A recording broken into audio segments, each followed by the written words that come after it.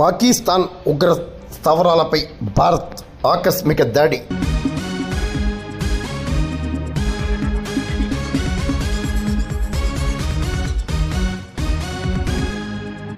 Operation Sindoor పేరుతో పాకిస్తాన్లోని 9 ప్రధాన ఉగ్ర స్థావరాలపై భారత్ ఆకస్మిక దాడి నిర్వహించింది. పహల్గామ్లో జరిగిన ఉగ్ర దాడికి ధీటుగా భారత్ పాకిస్తాన్లోని ఉగ్రవాద శిబిరాలపై ఆకస్మిక దాడులతో దడ పుట్టించింది.